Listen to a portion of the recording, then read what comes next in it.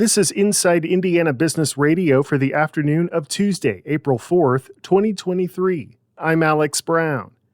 Be Noble Inc., the local economic development organization for Noble County, is teaming up with the Community Learning Center in Kendallville to launch The Cookery, a commercial shared kitchen and food service incubator. Operations Director Lori Gagan called launching The Cookery a no-brainer. The facility was already there. It's commercially licensed. We have partners who operate in and around the Community Learning Center on a daily basis, including our Purdue Extension Office, who offers food service training, and all of those things just sort of came together. And as we really started thinking about defining and enhancing Noble County's entrepreneurial ecosystem, this was just low-hanging fruit for us to really start talking with the community. And we already had a lot of, like I said, home-based vendors. We have at least 4 summer markets that go on in our communities here, and a lot of those folks really can up their game with a commercial kitchen and be able to start labeling and selling their food products. The shared kitchen will be available on an hourly, daily, or membership basis. The incubator will feature one resident that will have extra resources to grow their culinary business.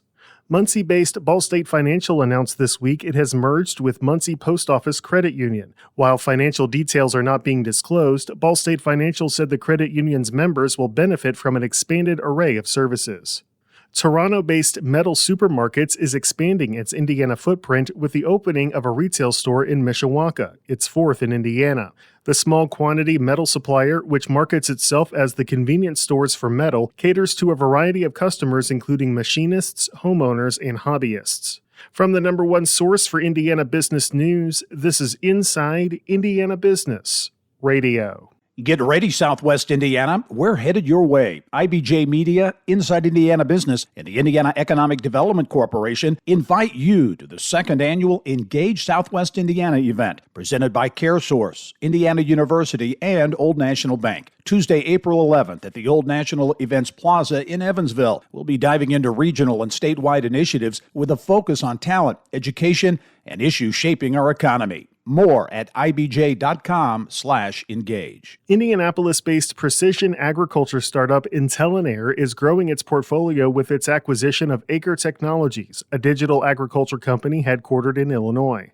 The company said the addition of Acre will allow it to expand in the ag market with additional drone-based digital agronomy tools. Speaking on a December episode of the Ag Bioscience podcast from Agrinovus, Indiana, Acre CEO Orlando Saez said his company's platform uses a variety of tools, including satellite imagery and drones, to deliver crop health analytics to farmers. So what we're trying to do is make easy, real-world environment to be able to help the grower understand and the crop consultant how they can actually make better recommendations for better crop outcomes. Acre won Agrinovus Indiana's $25,000 producer-led innovation challenge last year. Acre has a small number of employees who, for the 2023 crop season, will continue to work remotely throughout the Midwest to be closer to retailer and grower customers.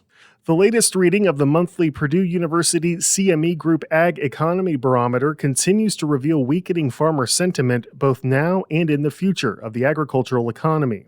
The overall measurement, based on responses from 400 farmers nationwide, fell 8 points in March. Purdue says rising interest rates and weaker prices for key commodities, including wheat, corn, and soybeans, were key factors behind this month's lower sentiment reading.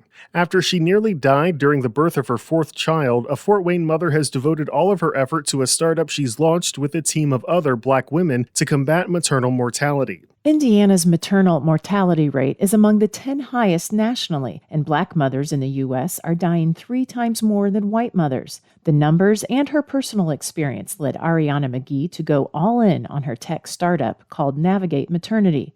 Based in Fort Wayne, the company is commercializing a remote patient monitoring system.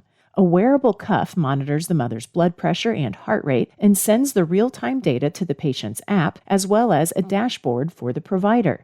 McGee, who is CEO, says the system also tracks social determinants of health data and mental health throughout the pregnancy and postpartum. Postpartum depression and even suicide, those are one of the biggest problems postpartum. So the goal here is to really understand from a physiological standpoint, a mental standpoint, and then a social standpoint, what's happening with our moms. so that we can intervene before something takes place. Navigate Maternity will apply for FDA approval for the device so care teams can use it as a diagnostic aid. The company also aims to partner with Medicaid so the cost of the device will be covered for mothers. Kylie Valletta, Inside Indiana Business Radio.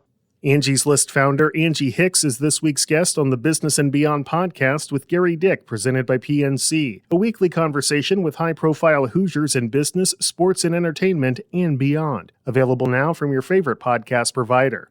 I'm Alex Brown for Inside Indiana Business Radio on Demand.